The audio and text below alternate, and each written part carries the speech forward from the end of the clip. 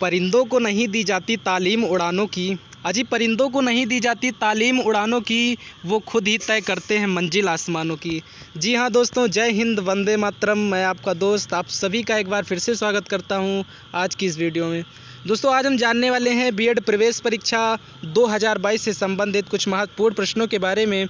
और आज हम सॉल्व करने वाले हैं बीएड प्रवेश परीक्षा 2018 का प्रीवियस ईयर का प्रश्न पत्र। तो आइए समय को व्यर्थ किए बिना आज की वीडियो को शुरू करते हैं। आज का हमारा पहला प्रश्न है, उगते हुए सूरज का देश किसे कहा जाता है? उगते हुए सूरज का देश किसे कहा जाता है? तो इसका सही उत्तर हो जाएगा साथियों जापान। जापान को उगते हुए सूरज का देश कहा जाता है। महत्वपूर्ण प्रश्न है, 2018 बीएड प्रवेश परीक्षा में पूछा जा चुका है। दूसरा प्रश्न है, किस संविधान संशोधन द्वारा मताधिकार की आयु 21 वर्ष से घटाकर 18 वर्ष कर दी गई है? वह कौन सा संविधान संशोधन है जिसके द्वारा मताधिकार की आयु 21 वर्ष से घटाकर 18 वर्ष कर दी गई है? तो इसका सही उत्तर हो जाएगा 61वां संविधान संशोधन अधिनियम 1989। सही उत्तर हो जाएगा 61वां संशोधन अधिनियम 1979। तीसरा नंबर प्रश्न है, विश्व शिक्षक दिवस कब मनाया जाता है? विश्व शिक्षक दिवस कब मनाया जाता है? सही उत्तर हो जाएगा 5 अक्टूबर। 5 अक्टूबर को पूरे विश्व में शिक्षक दिवस मनाया जाता है। इंपॉर्टेंट प्रश्न है साथियों। इसके बाद चौथा नंबर प्रश्न है साथियों, किसके द्वारा खालसा पंथ की स्थापना की गई थी? या खालसा पंथ की स्थापना किसने की थी? सही उत्तर हो जाएगा गुरु गोविंद सिंह जी ने। गुरु गोविंद सिंह जी ने खालसा पंथ की स्थापना की थी। पांचवा नंबर प्रश्न है, भाखड़ा नांगल परियोजना किस नदी पर स्थित है? बहुत ही महत्वपूर्ण प्रश्न है साथियों कि भाखड़ा नांगल परियोजना किस नदी पर स्थित है? सही उत्तर हो जाएगा सतलुज। सतलुज नदी पर साथियों भाखड़ा नांगल परियोजना स्थित है। इम्पोर्टेंट प्रश्न है, बीएड प्रवेश परीक्षा 2018 में पूछा जा चुका है। छठा नंबर प्रश्न है, सूर्य ग्रहण होता है जब? सूर्य ग्रहण कब होता है? तो इसका सही उत्तर हो जाएगा जब चंद्रमा सूर्य और पृथ्वी के बीच आता है तब सूर्य ग्रहण होता है। जब चंद्रमा सूर्य और पृथ्वी के बीच आ जाता है तब सूर्य ग्रहण होता है। आठवां नंबर प्रश्न है साथियों, एनसीटीई क्या है? एनसीटीई क्या है? तो इसका सही उत्तर हो जाएगा national council for teacher education. NCTE national council for teacher education इसका फुल फॉर्म होता है। आठवां नंबर प्रश्न है, जैनवाद के अनुसार कितने तीर्थंकर हैं? जैनवाद के अनुसार कितने तीर्थंकर हैं? सही उत्तर हो जाएगा 24। समय को देखते हुए आज की इस वीडियो में हमने केवल सही उत्तर को रखा है ताकि आपका समय बचे। आइए आगे प्रश्नों को देखते हैं। 9वां नंबर प्रश्न है, भारत का राष्ट्रपति राज्यसभा के लिए कितने सदस्य मनोनीत कर सकता है? भारत का राष्ट्रपति राज्यसभा के लिए कितने सदस्य मनोनीत कर सकता है? सही उत्तर हो जाएगा 12। राष्ट्रपति जो भारत का राष्ट्रपति है वो राज्यसभा के लिए कुल 12 सदस्यों को मनोनीत कर सकता है। 10वां नंबर प्रश्न है, भारत का नेपोलियन किसे कहा जाता है? भारत का नेपोलियन किसे कहा जाता है? सही उत्तर हो जाएगा साथियों समुद्रगुप्त। समुद्रगुप्त को भारत का नेपोलियन कहा जाता है। इम्पॉर्टेंट प्रश्न है साथियों। समुद्रगुप्त को भारत का नेपोलियन कहा जाता है। रट लीजिए, परीक्षा में आएगा, 100% क्लियर है।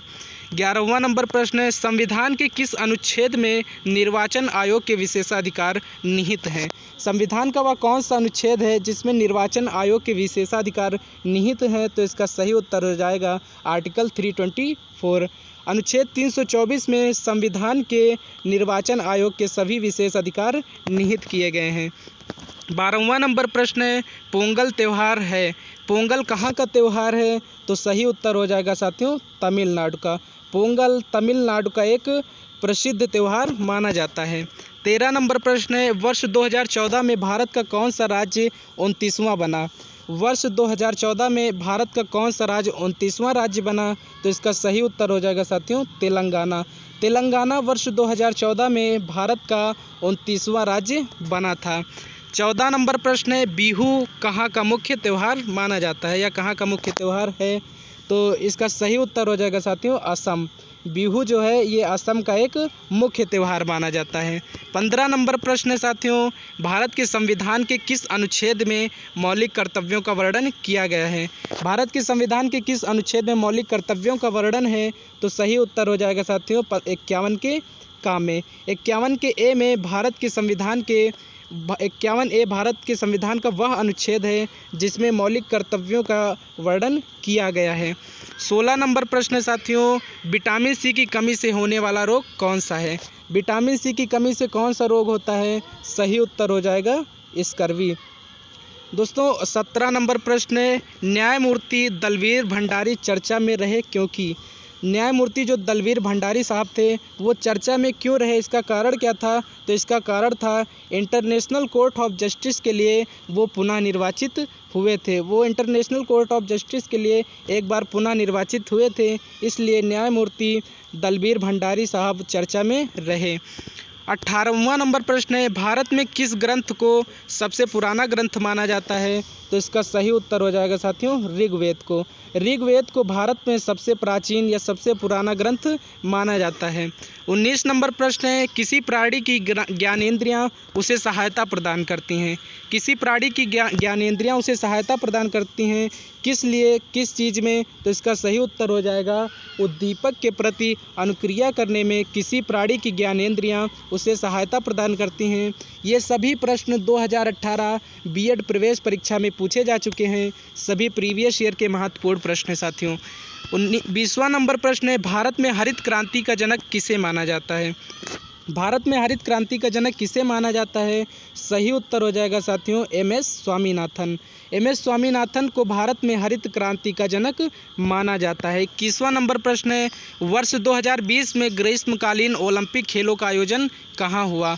वर्ष 2020 में ग्रीष्मकालीन ओलंपिक खेलों का आयोजन कहाँ किया गया? तो इसका सही उत्तर हो जाएगा साथियों जापान। जापान में, जिसको उगते हुए सूरज का देश भी कहा जाता है, वहाँ वर्ष 2020 में ग्रीष्मकालीन ओलंपिक के सभी खेलों का आयोजन किया गया था। 22वां नंबर प्रश्न है, कोई आया है वाक्य में कोई किस प्रकार का सर्वनाम है? कोई आया है वाक्य में कोई किस प्रकार का सर्वनाम है? सही उत्तर हो जाएगा अनिश्चयवाचक। कोई आया है वाक्य में कोई किस प्रकार का सर्वनाम है पूछता है, तो इसका सही उत्तर हो जाएगा अनिश्चयवाचक सर्वनाम। अगला और 23वां नंबर प्रश्न है, प्रार्थना पत्र के समापन में क्या लिखा जाता है? प्रार्थना पत्र के समापन में साथियों क्या लिखा जाता है? सही उत्तर हो जाएगा भवदीय। प्रार्थना पत्र के समापन में अंतिम में भवदीय लिखा जाता है, ये इसका सही उत्तर हो जाएगा। शोक किस रस का स्थायी भाव है? इंपॉर्टेंट प्रश्न है कि शोक किस रस का स्थायी भाव है? सही उत्तर हो जाएगा करुण। शोक जो होता है ये करुण का स्थायी भाव होता है। शोक जो होता है ये करुण रस का स्थायी भाव होता है। इंपॉर्टेंट प्रश्न है साथियों। आज का अंतिम प्रश्न है, भक्तिकालीन संत परंपरा के प्रसिद्ध कवि कौन थे? भक्तिकालीन संत परंपरा के प्रसिद्ध कवि कौन थे? सही उत्तर हो जाएगा कबीर। ये सभी प्रश्न साथियों बीएड प्रवेश परीक्षा 2018 में पूछे जा चुके हैं, बहुत ही महत्वपूर्ण प्रश्न हैं। तो आज की इस वीडियो में दोस्तों फिलहाल इतना ही। मिलेंगे एक नई वीडियो के साथ, तब तक के लिए जय हिंद जय भारत।